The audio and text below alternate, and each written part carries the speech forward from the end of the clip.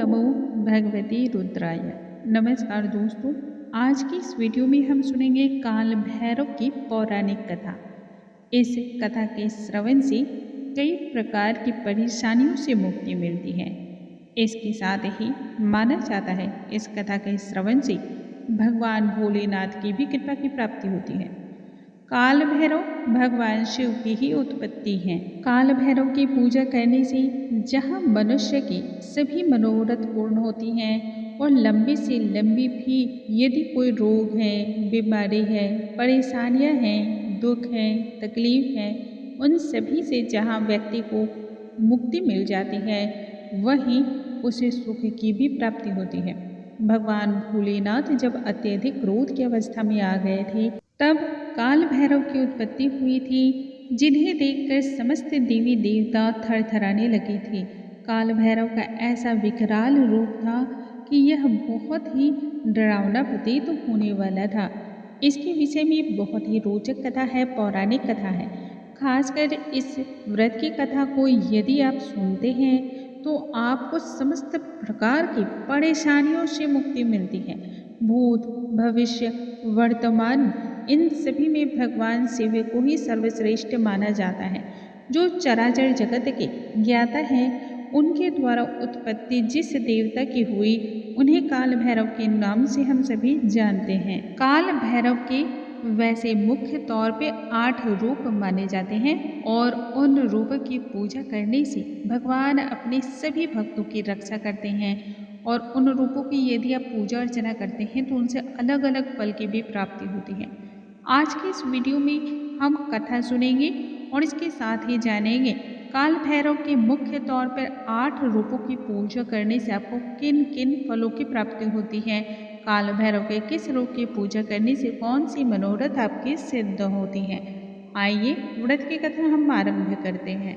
नारद पुराण के अनुसार जो भी भक्त, जो भी मनुष्य काल भैरव की पूजा करता है, उसके समस्त प्रकार के रोग, दोष और परेशानियां दूर हो जाती हैं। यदि मनुष्य पूरी श्रद्धा और भक्ति से पूजा अर्चना को संपन्न करता है तो संपूर्ण प्रकार के भय का नाश करने वाली मानी जाती हैं। पौराणिक कथा के अनुसार एक बार भगवान ब्रह्मा, विष्णु और महेश यानी कि त्रिदेवों के बीच में किसी एक बात को लेकर के विवाद छिड़ गया। विवाद का मुख्य मुद्दा बस एक ही था कि उनमें से सर्वश्रेष्ठ कौन है। विवाद को सुलझाने की समस्त प्रकार की कोशिशें की गई, लेकिन विवाद सुलझने के बजाय बढ़ता ही चला गया। फिर विवाद को सुलझाने के लिए समस्त देवी देवताओं की एक सभा बैठाई गई। सभा में बहुत मंथन किया गया। काफी मंथन करने के पश्चात जो निष्कर्ष दिया गया, उससे भगवान शिव और विष्णु तो सहमत हो गए, वह उस पक्ष में हो गए। लेकिन ब्रह्मा जी संतुष्ट नहीं हो पाए। यहाँ तक कि भगवान शिव को अपमानित करने का भी प्रयास उन्होंने किया, जिससे भगवान शिव अत्यधिक क्रोध की अवस्था में आ गए। भगवान शंकर के इस भयंकर रूप के फलस्वरूप ही काल भैरव की उत्पत्ति हुई। सभा में उपस्थित समस्त देवी देवता भी भगवान शिव के इस रूप को देख करके थरथराने लगे। काल भैरव का यह रूप अत्यंत ही डरावना और भयावह था। कोलतार से भी गहरा काला रंग, विशाल काय प्रलंब, स्थूल शरीर, काले डरावनी चुंगे नुमा वस्त्र, रुद्राक्ष की कंठमाला धारण किए हुए, हाथों में लोहे का भयानक दंड, डमरू, त्रिशूल, तलवार, गले में नागों की माला, ब्रह्मा का 5वां सिर, ज्वर और काले कुत्ते की सवारी, कुछ इस प्रकार का ही काल भैरव का रूप निकल आया था। उस प्रचंड काया को प्रकट होते ही सभी तरफ से चीख निकल पड़ी। ब्रह्मा जी तो उसे देखकर ही थर थर कांपने लगे। रुद्र के शरीर से उत्पन्न उसी काया को काल भैरव का नाम दिया गया। काल भैरव जो काले कुत्ते पर सवार होकर के हाथों में दंड लिए हुए अवतरित हुए थे, ब्रह्मा जी पर प्रहार करके उनके सिर को धड़ से अलग कर दिया। ब्रह्मा जी के पास अब केवल 4 ही शीश बचे थे। तब उन्होंने काल भैरव से क्षमा मांगा और क्षमा मांगने के पश्चात अपने आप को उन्होंने बचा लिया।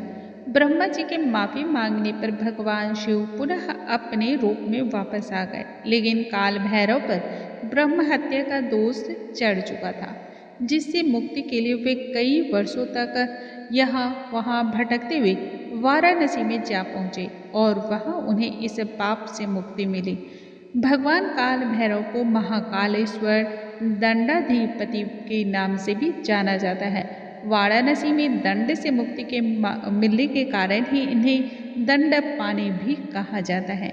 इस प्रकार से जो भी भक्त काल भैरव की पूजा करते हैं वह उनके समस्त परेशानियों को भी खत्म करने का काम करती हैं और इसके साथ ही शारीरिक यदि कोई कष्ट है तो उनसे भी मुक्ति दिलाती है। काल भैरव की पूजा करने के साथ ही इस दिन यदि कोई भी व्यक्ति काले कुत्ते को या काला कुत्ता ना मिले तो किसी भी कुत्ते को मीठी रोटियां खिलाता है तो उसके जीवन की समस्त बाधाएं भी समाप्त हो जाती हैं। काल भैरव के 8 रूप माने जाते हैं और इनकी पूजा करने से अलग अलग प्रकार के फल की प्राप्ति होती है। यदि आप काल भैरव की कपाल भैरव के रूप में उनकी पूजा करते हैं तो कानूनी जितनी भी कार्रवाई होती है या अटके हुए जितने कार्य होते हैं वह आपका पूर्ण होता है। क्रोध भैरव नीले रंग के शरीर वाले होते हैं और इनके 3 नेत्र हैं। यदि आप इनकी पूजा करते हैं तो सभी परेशानी और बुरे वक्त से लड़ने की क्षमता कई गुना ज़्यादा बढ़ जाती है। असितांग भैरव यह तीसरा रूप है। यह सफ़ेद कपोलों की माला पहने हुए हैं और हाथ में कपाल धारण किए हुए हैं। यदि आप इनकी पूजा अर्चना करते हैं तो मनुष्य में कलात्मक जो शक्तियाँ होती हैं, किसी भी चीज़ को सोचने समझने की जो शक्ति होती है वह कई गुना ज़्यादा बढ़ती है। चंद भैरव चौथा रूप है। इनके भी 3 नेत्र हैं और सवारी मोर की करते हैं। इनकी पूजा अर्चना करने से हर बुरी परिस्थिति में लड़ने की क्षमता कई गुना ज़्यादा बढ़ती है और शत्रुओं पर विजय की प्राप्ति होती है। चौथा रूप गुरु भैरव का है। इनकी पूजा अर्चना करने से विद्या और ज्ञान की प्राप्ति होती है। यदि आप संहार भैरव की पूजा करते हैं तो मनुष्य के सभी पाप समाप्त होते हैं। उन्मत्त भैरव की पूजा करने से आपको सभी प्रकार की नकारात्मक जो भी शक्तियाँ होती हैं उनसे मुक्ति मिलती है और बुराइयाँ भी खत्म होती हैं। भीषण भैरव की पूजा करने से बुरी से बुरी आत्माओं से मुक्ति मिलती है। भूत प्रेत जैसी बाधाओं से भी छुटकारा मिलता है। काल भैरव की पूजा करने से मनुष्य के सभी प्रकार के कार्य सिद्ध होते हैं और माना जाता है इससे समस्त बाधाएं भी मुक्त हो जाती हैं। दोस्तों, मुझे उम्मीद है आज की यह जानकारी आप सभी को बहुत अधिक पसंद आई होंगी। जानकारी थोड़ी सी भी पसंद आई हो, हेल्पफुल लगती हो तो वीडियो को लाइक शेयर सब्सक्राइब करना बिल्कुल न भूलें। अगले वीडियो में नई जानकारी के साथ हम फिर से मिलेंगे, तब तक के लिए नमस्कार दोस्तों।